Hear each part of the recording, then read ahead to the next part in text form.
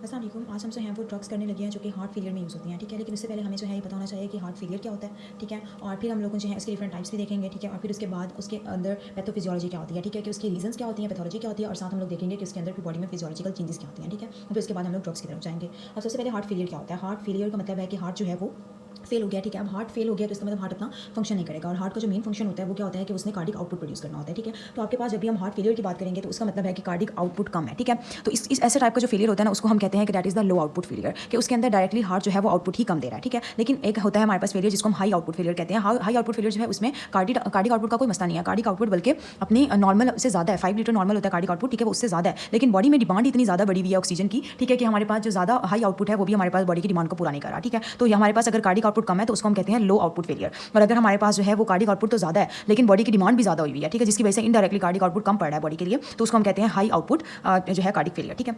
अब इसमें हमारे पास कार्डिक फेलियर की काफ़ी सारी और टाइप्स भी होती हैं, ठीक है। हम उनको पहले देख लेते हैं, फिर उसके बाद हम लोग जो है वो जाएंगे कि उसमें बेसिकली पैथोलॉजी क्या होती है। अब इसमें सबसे पहले हम लोग चलेंगे कि ये वाला मैंने आपको एक्सप्लेन कर दिया कि बॉडी में किसी तरीके से अगर आपका कार्डिक आउटपुट ही कम है जिसको हम लोग लो आउटपुट फेलियर कहते हैं, ठीक है। फॉर एग्जाम्पल अगर आपके पास जो लेफ्ट वेंट्रिकुलर है उसमें कोई इस्कीमिया हो गया, कोई इंजरी हो गया जिसकी वजह से लेफ्ट वेंट्रिकल जो है वो सही से कॉन्ट्रैक्ट नहीं कर रहा और कार्डिक आउटपुट कम हो गया 5 लीटर से, ठीक है, तो उसको हम कहते हैं लो आउटपुट फेलियर। और अगर आपके पास बॉडी में डिमांड ज़्यादा हुई है, फॉर एग्जाम्पल हाइपरथायरॉइडिज्म हुई है, आप जो एक्सरसाइज कर रहे हो या कोई बहुत ही शदीद स्ट्रेनस एक्सरसाइज कर रहे हो, प्रेगनेंसी हुई है, ठीक है, जिसमें बॉडी में मेटाबॉलिज्म बहुत ज़्यादा हाई हुई है, ठीक है, जिसकी वजह से कार्डिक आउटपुट तो हाई है, ठीक है, लेकिन वो हमारे पास जो इंक्रीज कार्डिक आउटपुट है वो बॉडी की इंक्रीज डिमांड को पूरा नहीं कर पा रहा, ठीक है, तो उसको हम कहते हैं हाई आउटपुट कार्डिक फेलियर, ठीक है। उसके बाद आपके पास आ जाता है लेफ्ट वेंट्रिकुलर और राइट वेंट्रिकुलर फेलियर, ठीक है। अब आपको ये पता होना चाहिए कि हार्ट कैसे वर्क करता है, ठीक है। इसके लिए मैं ब्रीफ से डायग्राम बना देती हूँ कि जो हार्ट है ना, ठीक है, इसको आप इस तरीके से कंसीडर करो कि उसके जो है वो 4 चैम्बर्स हैं, ठीक है। तो हार्ट जो है उसके ऊपर वाला एट्रिया है और नीचे वाले वेंट्रिकल्स हैं। ये वाली कौन सी साइड है, ये राइट साइड है, और ये वाली कौन सी साइड है, ये लेफ्ट साइड है, ठीक है। राइट साइड हमेशा डीऑक्सीजनेटेड होती है, ठीक है।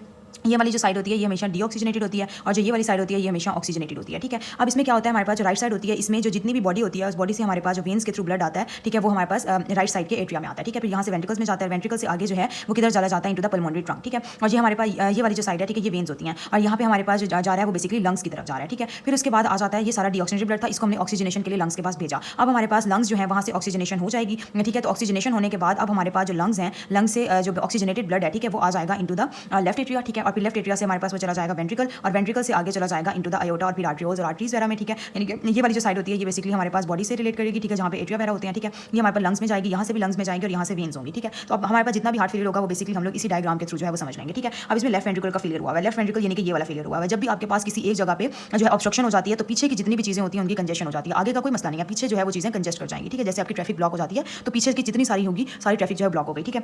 तो जब आपके पास लेफ्ट वेंट्रिकुलर का फेलियर होगा, लेफ्ट वेंट्रिकुलर फेलियर की वजह से आप ऐसे समझो कि ये हमारे पास यहाँ पे जो है वो मसला हो गया, लेफ्ट वेंट्रिकल फेल कर गया। लेफ्ट वेंट्रिकल फेलियर की वजह से ब्लड जो है वो पहले लेफ्ट वेंट्रिकल में कंजेस्ट करेगा, फिर एट्रिया में और फिर पीछे आहिस्ता आहिस्ता लंग्स में भी कंजेशन स्टार्ट हो जाएगी, जिसकी वजह से पल्मोनरी एडिमा स्टार्ट हो जाएगा, ठीक है। तो इस तरीके से हमारे पास जब भी लेफ्ट वेंट्रिकल फेलियर होगा उसके अंदर जो मैनिफेस्टेशन होगी वो पल्मोनरी एडिमा होगा, ठीक है। तो इसी को हम लोग जो है इसी का दूसरा नाम हम लोग कह सकते हैं कि दिस इज द बैकवर्ड, ठीक है, बैकवर्ड हार्ट फेलियर, क्योंकि उसमें हमारे पास हार्ट फेलियर हुआ है तो उसके पीछे का मसला हो गया तो इसको हम बैकवर्ड हार्ट फेलियर भी कहते हैं और ये हमारे पास पल्मोनरी एडिमा हो गया, ठीक है। फिर उसके बाद आ जाते हैं राइट वेंट्रिकुलर फेलियर। जो राइट वेंट्रिकुलर फेलियर होता है ना, ठीक है, इसमें क्या हो जाएगा हमारे पास के राइट वेंट्रिकुलर का मसला हो जाएगा। राइट वेंट्रिकुलर का जैसे ही हमारे पास मसला होगा तो क्या होगा कि यहाँ से जो वेन्स थी, ठीक है, वो ब्लड लेकर आ रही थी राइट वेंट्रिकल में, ठीक है। तो राइट वेंट्रिकुलर का जब हमारे पास यहाँ पे मसला हो गया, ठीक है, यहाँ पे तो क्या होगा कि हमारे राइट वेंट्रिकुलर में सबसे पहले तो ब्लड जो है उसकी पुलिंग होगी, फिर उसके बाद पीछे और फिर वो आहिस्ता आहिस्ता जो है वेन्स में कंजेशन और फिर वेन्स से जो है वो आपके पास कैपिलरीज और कैपिलरी से आर्टरीज, तो इस तरीके से हमारे पास पूरी की पूरी बॉडी जो है उसके अंदर जनरलाइज एडिमा हो जाएगा। तो जब भी राइट वेंट्रिकुलर का फेलियर होगा तो उसकी वजह से बॉडी में जनरलाइज एडिमा होगा, ठीक है। उसके बाद आ जाता है बाई वेंट्रिकुलर फेलियर। आपके पास राइट और लेफ्ट जब दोनों साइड का फेलियर हो जाएगा तो पल्मोनरी एडिमा भी होगा और इधर से हमारे पास जो है वो बॉडी में जनरलाइज एडिमा भी होगा। तो जब पूरी बॉडी में एडिमा हो जाता है लंग्स का भी और सिस्टेमिक भी, ठीक है, तो उसको हम लोग कह देते हैं कि that is the by ventricular failure और इसी का दोनों दूसरा नाम होता है कंजेस्टिव हार्ट फेलियर, ठीक है। अच्छा, जहाँ भी कंजेस्टिव हार्ट फेलियर होगा वहाँ पे मैं CHF लिखूंगी, ठीक है, this is congestive heart failure, ठीक है। अच्छा, उसके बाद हम लोग आ जाते हैं फॉरवर्ड और बैकवर्ड फेलियर। मैंने आपको पहले बता दिया जब आगे का मसला होगा तो आप उसको फॉरवर्ड कहोगे, पीछे का होगा तो बैकवर्ड कहोगे। अब यहाँ पे अगर आपका फेलियर होगा तो कार्डिक आउटपुट अगर कम हो रहा है तो ये क्या होगा, फॉरवर्ड फेलियर, और पीछे पल्मोनरी एडिमा हो रहा है, ये आपके पास बैकवर्ड फेलियर की मैनिफेस्टेशन है। यहाँ पे क्या हो जाएगा, यहाँ पे आगे पल्मोनरी ट्रंक में अगर हमारे पास कम जा रहा है ब्लड, ठीक है, तो वो हमारे पास क्या हो जाएगा फॉरवर्ड फेलियर, और पीछे हार्ट जो है उसके पीछे हार्ट से पीछे जो है अगर बॉडी के अंदर जो है वो कंजेशन हो रही है, एडिमा हो रहा है, तो वो हमारे पास बैकवर्ड फेलियर, ठीक है। ये बेसिकली जनरल टर्म्स हैं, ये कहीं भी अप्लाई हो जाती हैं, ठीक है, ये एक दूसरे के साथ भी कोरिलेट करती हैं। उसके बाद आ जाता है सिस्टोलिक और डायसिस्टोलिक फेलियर, ठीक है। सिस्टोली क्या होती है, बेसिकली जब लेफ्ट वेंट्रिकल आपका कॉन्ट्रैक्ट करता है, ब्लड इजेक्ट होता है, उसको आप कहते हो सिस्टोली, ठीक है। Basically contraction is systole. तो अगर आपके पास लेफ्ट वेंट्रिकल का कोई ऐसा मसला हुआ है कि लेफ्ट वेंट्रिकल कॉन्ट्रैक्ट नहीं कर रहा, ठीक है, जिसकी वजह से स्ट्रोक वॉल्यूम, ठीक है, जो बेसिकली प्रोड्यूस करता है, ठीक है, वो अगर कम हो रहा है तो उसको हम लोग बेसिकली कहते हैं कि this is the systolic failure, ठीक है, क्योंकि इसमें हमारे पास क्या होता है कॉन्ट्रैक्शन का मसला है, ठीक है। इसलिए इस तरीके से अगर हमारे पास जो लेफ्ट वेंट्रिकल है उसको स्टिफ हो गया, उसकी बहुत ज़्यादा स्टिफनेस हुई है, हाइपरट्रॉफी हुई है, जिसकी वजह से हमारे पास जब एक बार कॉन्ट्रैक्शन का फेज होता है तो उसमें सिस्टोली होती है और फिर हमारे पास जब हार्ट जो है वो वापस, ठीक है, अपना रिलैक्स हो जाए, ये हमारे पास कॉन्ट्रैक्शन है जिसको हम सिस्टोली कहते हैं, ठीक है। और कॉन्ट्रैक्शन के बाद जब हार्ट जो है वापस अपनी नॉर्मल पोजीशन में चला जाता है, ठीक है, और वो रिलैक्स हो जाता है तो दैट इसके दौरान फीलिंग होती है हार्ट की, ठीक है, इसको हम लोग कहते हैं डायसिस्टोली, ठीक है। अब आपके पास जब भी जो है वो स्ट्रोक वॉल्यूम कम हो जाएगा, या कार्डिक आउटपुट कम होगा, तो वो एक डायरेक्ट इंडिकेशन होगी कि हार्ट सही से कॉन्ट्रैक्ट नहीं कर रहा, अपने अंदर से ब्लड नहीं निकाल रहा, तो वो उसको हम कहते हैं सिस्टोलिक फेलियर, ठीक है। लेकिन अगर हार्ट के वेंट्रिकल जो है लेफ्ट वेंट्रिकल सही से रिलैक्स नहीं कर पा रहा, ठीक है, बहुत ज़्यादा स्टिफ हो गया, बहुत ज़्यादा हाइपरट्रॉफी हो गई है उसकी, ठीक है, तो उसकी वजह से हमारे पास जो एंड डायसिस्टोलिक वॉल्यूम होता है, एंड डायसिस्टोलिक वॉल्यूम वो होता है जो कि बेसिकली जो है वो सिस्टोली के बाद, ठीक है, बेसिकली इसके अंदर जो जितना एंड डायसिस्टोलिक वॉल्यूम, ठीक है, एंड डायसिस्टोलिक वॉल्यूम होता है कि पूरी डायसिस्टोली जब कंप्लीट हो जाती है, यानी कि वेंट्रिकुलर की फीलिंग हो जाती है, फिर उसके अंदर जितना ब्लड पड़ा होता है, ठीक है, उसको हम कहते हैं कि that is the end diastolic volume, ठीक है। और एंड डायसिस्टोलिक वॉल्यूम जो है वो शो करता है कि फीलिंग कितनी है, ठीक है। तो अगर आपके पास डायसिस्टोलिक जो है बेसिकली हार्ट फेलियर होगा, जिसकी वजह से वेंट्रिकल सही से रिलैक्स नहीं कर पाएंगे, तो उसकी वजह से एंड डायसिस्टोलिक वॉल्यूम कम हो जाएगा। जब एंड डायसिस्टोलिक वॉल्यूम कम होगा तो उसको हम लोग डायसिस्टोलिक हार्ट फेलियर कहते हैं, ठीक है। इस तरीके से आपके पास, और इसका मेन कॉज अक्सर हाइपरट्रॉफी ही होती है, ठीक है। तो इस तरीके से हम लोगों ने जो है वो हार्ट की टाइप्स जो है उनको कंप्लीट कर ली, ठीक है। अब उसके बाद हम लोग चले जाएंगे टुवर्ड्स कि हमारे पास जो हार्ट फेलियर है उसको हम असेस कैसे करते हैं, ठीक है, और फिर उसकी कंपनसेशन भी देखेंगे हम लोग जो है वो इसके अकॉर्डिंग देखेंगे, ठीक है, कि हार्ट किस तरीके से फेल हो रहा है। इसमें हमने ग्राफ ड्रॉ किया, बेसिकली इस ग्राफ को हम लोग कहते हैं कि ये वेंट्रिकुलर फंक्शन का कर्व है, ठीक है, और ये फ्रैंक स्टार्लिंग लॉ को फॉलो कर रहा है। फ्रैंक स्टार्लिंग लॉ क्या होता है कि ये कहते हैं हमारे पास कि जितना कार्डिक आउटपुट, यानी कि जितना हमारे पास ब्लड आएगा, ठीक है, हार्ट में, उतना ही हमारे पास ब्लड उसको इजेक्ट करेगा, ठीक है। आप इसको ऐसे भी कह सकते हो कि जितना हमारे पास हार्ट फिल होगा उतना ही वो जो है ब्लड निकालेगा अपने अंदर से, तो इसको बेसिकली हम लोग कहते हैं फ्रैंक स्टार्लिंग लॉ, ठीक है। तो वो इसी चीज़ को शो कर रहा है। तो एक तरफ हमने वही कार्डिक आउटपुट यानी कि रख दिया कि, या फिर हम इसको वर्क भी कह सकते हैं, हम इसको स्ट्रोक वॉल्यूम भी कह सकते हैं, हम इसको कंडक्टिविटी भी कह सकते हैं, ठीक है। तो एक तरफ हम लोगों ने क्या रखा कि वो वाला आउटपुट बेसिकली जो हार्ट ने आउटपुट देना है, ठीक है, जितना निकालना है वो हमने वाई एक्सिस पे रख दिया, और नीचे वाली साइड पे हमने एंड डायसिस्टोलिक फाइबर की लेंथ भी कह सकते हो, और आप इसको एंड डायसिस्टोलिक वॉल्यूम भी कह सकते हो कि जितना ज़्यादा हमारे पास वॉल्यूम होगा वेंट्रिकल्स में ब्लड का, उतने ज़्यादा वेंट्रिकल स्ट्रेच्ड होंगे, उतना ज़्यादा उनकी फाइबर की लेंथ जो है वो ज़्यादा होगी, ठीक है। तो इसको आप जो है फाइबर की लेंथ भी कह सकते हो, या आप उसको वॉल्यूम भी कह सकते हो, ठीक है। तो वो दो चीज़ें वो यहाँ पे हैं कि जितना इनके अंदर कितना है, ठीक है, इनपुट कितना है, बेसिकली वो वाला वॉल्यूम है जो कि आपने निकालना है, ठीक है। ये एंड डायसिस्टोलिक वॉल्यूम था जितना फिल हुआ है, और ये वो वाला वॉल्यूम है जो कि बेसिकली निकल चुका है, ठीक है, कार्डिक आउटपुट है। अब ये हमारे पास जो पहला ग्राफ है ये नॉर्मल है। नॉर्मल क्या शो कर रहा है कि जैसे जैसे आपका कार्डिक आउटपुट बढ़ रहा है, ठीक है, वैसे वैसे आपके पास जो है वो जितना एंड डायसिस्टोलिक वॉल्यूम था उतना आपका कार्डिक आउटपुट था, ठीक है। तो इस तरीके से हमारे पास एक राइजिंग कर्व आ गया, ठीक है। इसमें कार्डिक आउटपुट भी बढ़ा है और साथ साथ एंड डायसिस्टोलिक वॉल्यूम दोनों हमारे पास जो है बढ़ रहे हैं। अब क्या हो गया, जब आपने ये कर लिया तो उसके बाद आपने यहाँ आ जाना है। अब ये वो कंडीशन है जिसमें हार्ट फेल हो चुका है। हार्ट फेलियर की वजह से क्या होगा कि कार्डिक आउटपुट जो है वो बिल्कुल ड्रॉप कर गया, ठीक है। कार्डिक आउटपुट जो है वो ड्रॉप कर गया, ए से बी वाले पॉइंट पे आ गया, ठीक है। और साथ में हमारे पास एंड डायसिस्टोलिक वॉल्यूम जो है, ठीक है, वो जैसे जैसे बढ़ा है, लेकिन कार्डिक आउटपुट जो है वो बढ़ नहीं रहा, ठीक है। तो इसलिए हम लोग कह सकते हैं कि हमारे पास जो हार्ट फेलियर यहाँ पे जो बेसिकली शो कर रहे हैं हार्ट फेलियर, ये वो वाला हार्ट फेलियर है कि हार्ट के अंदर जो है वो एंड डायसिस्टोलिक वॉल्यूम तो है, यानी कि हार्ट की फीलिंग तो हो रही है, ठीक है, उसमें एंड डायसिस्टोलिक वॉल्यूम तो बढ़ता चला जा रहा है, लेकिन हार्ट जो है वो कार्डिक आउटपुट नहीं बढ़ा पा रहा, यानी कि वेंट्रिकल्स के अंदर ब्लड जो है वो पुलिंग होती चली जा रही है, ठीक है। तो ये हमारे पास हार्ट फेलियर है। अब इसमें हम लोगों ने क्या करना है, जैसे ही हार्ट फेलियर की सिचुएशन आती है तो फौरन जो है बॉडी कंपनसेट करती है। और ये बॉडी की जो कंपनसेशन होती है ये एक बहुत ही जो हम कह सकते हैं होमियोस्टैटिक प्रोसीजर है या इनवॉलंटरी प्रोसीजर है कि हार्ट जो है वो कि बॉडी जो है खुद ही कंपनसेट करती है, ठीक है। हमारी इसमें कोई एक्सटर्नल जो है वो इसमें कोई इंटरफेरेंस नहीं होती, ठीक है। तो हमारे पास क्या होता है, कंपनसेशन होती है, और कंपनसेशन कभी भी कंप्लीट नहीं होती, ठीक है। तो कंपनसेशन क्या होगी, कंपनसेशन आपको हार्ट फेलियर से तो ऊपर ले जाएगी, लेकिन कभी भी वो नॉर्मल की तरफ नहीं लेकर जा सकती, ठीक है। तो एक दरमियान वाली के ऊपर जो है वो हम लोग सिचुएशन पे पहुंच जाएंगे, जिसके ऊपर कार्डिक आउटपुट जो है वो आहिस्ता आहिस्ता, ठीक है, बढ़ रहा है, लेकिन मैक्सिमम नहीं गया, ठीक है, मैक्सिमम की तरफ नहीं जाएगा, आहिस्ता आहिस्ता जो है वो कार्डिक आउटपुट बढ़ रहा है, ठीक है, और साथ साथ जो है वो एंड डायसिस्टोलिक वॉल्यूम भी बढ़ गया, ठीक है। तो इस तरीके से हमारे पास ये कंपनसेटरी ट्रीटमेंट है। लेकिन ये कंपनसेटरी क्या होता है, ठीक है, कि कंपनसेशन आप कर रहे हैं या ट्रीटमेंट कर रहे हैं तो वो होती किस तरीके से है। तो पहले हम लोग देखते हैं कि बॉडी किस तरीके से कंपनसेट करती है जब हार्ट फेलियर हुआ, ठीक है। अब एक तरफ आपने किडनी रख लेनी है, क्योंकि किडनी जो है वो बहुत ज़्यादा अपना रोल प्ले करती है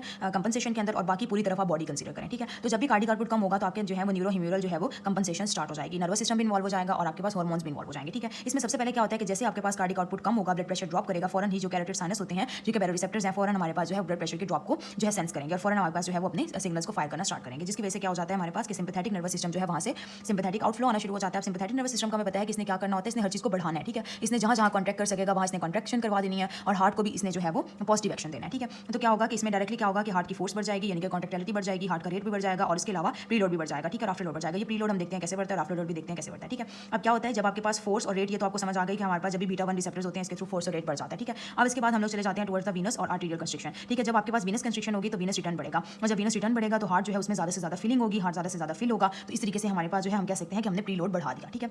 प्रीलोड आफ्टर लोड का कंसेप्ट मैं पहले दे चुकी हूँ कि हार्ट के पास जितना ब्लड आएगा जो उसने निकालना होता है उसको हम प्रीलोड कहते हैं, और जिस फोर्स के अगेंस्ट उसने वर्क करके अपना जो है प्रीलोड निकालना होता है उसको हम आफ्टर लोड कहते हैं, ठीक है। तो हमारे पास प्रीलोड क्या हो गया कि वो जितना भी ब्लड जो आता है हमारे पास इनटू द हार्ट, ठीक है, उसको हम प्रीलोड कहते हैं। और प्रीलोड जैसे ही हमारे पास जो है वो हमने इस तरीके से बढ़ा दिया वीनस कंस्ट्रिक्शन। और हमने आफ्टर लोड कैसे बढ़ाया, after load basically arterial constriction से बढ़ता है, क्योंकि हार्ट ने जब हमारे पास कार्डिक आउटपुट निकालना है तो आगे तो आर्टरीज है ना, ठीक है। तो आर्टरीज में जब उसने हमारे पास कार्डिक आउटपुट निकालना है तो अगर आप आर्टरीज की कंस्ट्रिक्शन कर दोगे, ठीक है, तो यहाँ पे प्रेशर बहुत राइज कर जाएगा, और यही प्रेशर तो आफ्टर लोड है, ठीक है। तो आपके पास क्या होता है आर्टेरियल कंस्ट्रिक्शन की वजह से, जिसमें बेसिकली अल्फा 1 रिसेप्टर्स होते हैं, तो आर्टेरियल कंस्ट्रिक्शन की वजह से क्या हो जाएगा कि हार्ट की तरफ फॉरन ब्लड फ्लो भी कम हो जाएगा, ठीक है। साथ में हमारे पास जो है वो आफ्टर लोड भी बढ़ जाएगा, जिसकी वजह से क्या होता है हमारे पास कि जो हार्ट होता है उसने उसको ज़्यादा प्रेशर जनरेट करना पड़ता है, ठीक है। तो इस तरीके से हमारे पास आफ्टर लोड भी बढ़ गया। अब उसके बाद एक और कंडीशन आ जाएगी, अब हम चले जाते हैं टुवर्ड्स द किडनी। किडनी में क्या होता है, किडनी की तरफ अब हमारे पास ब्लड फ्लो कम हुआ है बॉडी में, ठीक है। तो इसकी वजह से क्या होगा, रीनल ब्लड फ्लो बढ़ जाएगा, फॉरन रेनिन रिलीज होगा, ठीक है। इसको आप रास से भी याद कर सकते हैं, रेनिन एंजियोटेंसिन एल्डोस्टेरोन सिस्टम, ठीक है।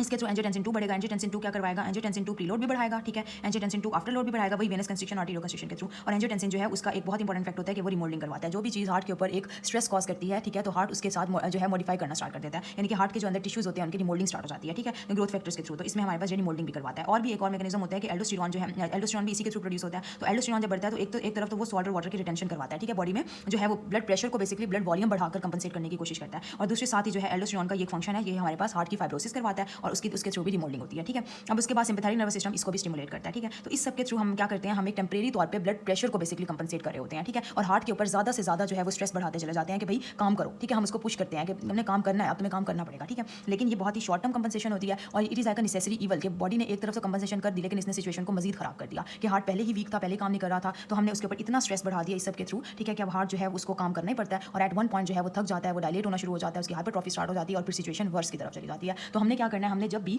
हार्ट फेलियर के पेशेंट को ट्रीट करना है, क्योंकि ये तो नेचुरल प्रोसेस है, इसको तो हम कुछ नहीं कर सकते, तो अब हमने क्या करना है, हमने बेसिकली इन प्रोसेसेस को किसी न किसी ड्रग के थ्रू जो है वो बेसिकली रोकना है कि हार्ट जो है उसको हम बचाएं, हम हार्ट को अपनी बॉडी के नेचुरल मैकेनिज्म से ही बचाते हैं, ठीक है। तो इसके थ्रू हम लोगों ने जो है वो कोई भी ड्रग देनी है। आप ड्रग्स कौन कौन सी हो सकती हैं कि आप तो है वो ग्लाइकोसाइड्स दे सकते हो जिसमें डिजॉक्सिन होती है। डिजॉक्सिन डायरेक्टली हार्ट जो है उसके ऊपर वर्क करती है कि हार्ट को स्टिमुलेट करेगी कि भाई कॉन्ट्रैक्ट करो और कार्डिक आउटपुट ज़्यादा बनाओ, ठीक है, वो हमारे पास इस पॉइंट पे एक्ट करती है। फिर उसके बाद आपके पास बीटा एगोनिस्ट हो जाते हैं, ये भी हमारे पास हार्ट के ऊपर डायरेक्टली एक्ट करते हैं क्योंकि हार्ट के ऊपर बीटा रिसेप्टर्स होते हैं, बीटा 1, ठीक है। फिर उसके बाद आ जाएंगे फोस्फोडाइस्ट्रेस के इनहिबिटर्स। फोस्फोडाइस्ट्रेस के इनहिबिटर्स जो है ये आपको आपने पिछले चैप्टर में मैंने बताया था एंजाइना वाले के अंदर कि हार्ट के अंदर जो है जब भी आप फोस्फोडाइस्ट्रेस के इनहिबिटर्स देते हो तो हमारे पास साइक्लिक एमपी बढ़ जाती है, जिससे कैल्शियम बढ़ जाती है और कैल्शियम जहाँ ज़्यादा होती है मसल में, ठीक है, वहाँ पे जितनी कैल्शियम उतनी ज़्यादा कॉन्ट्रैक्टिलिटी, ठीक है। तो इसलिए हमारे पास फोस्फोडाइस्ट्रेस का आप इनहिबिटर्स भी दे सकते हो। उसके अलावा वेजोडाइलेटर्स भी दे सकते हो क्योंकि यहाँ पे वेजो कंस्ट्रिक्शन हुई है, तो अगर आप वेजोडाइलेटर्स दे दो, ठीक है, तो ये सिचुएशन भी थोड़ी सी ठीक हो जाती है, ठीक है, प्रीलोड आफ्टर लोड बेसिकली कम हो जाता है। उसके अलावा आप इसमें जो है लूप डायूरेटिक्स भी दे सकते हो कि ये जो रेनिन करवा रहा था वाटर और सोल्ट की रिटेंशन, इसको हम कंट्रोल कर सकते हैं थ्रू द डायूरेटिक्स। उसके अलावा आप इसमें जो है बाकी बीटा ब्लॉकर्स वगैरह जो है वो भी दे सकते हो, ठीक है, कि आप हार्ट को जरा स्लो काम भी करवा सकते हो, ठीक है, कि हार्ट के ऊपर जरा उसको स्ट्रेस को कम करवाएं, ठीक है। तो इसके लिए हम लोग जो है वो ये सारी ड्रग्स देते हैं। हम इन ड्रग्स को हम अलग अलग से भी देखेंगे और इनका मैकेनिज्म भी अलग अलग से देखेंगे।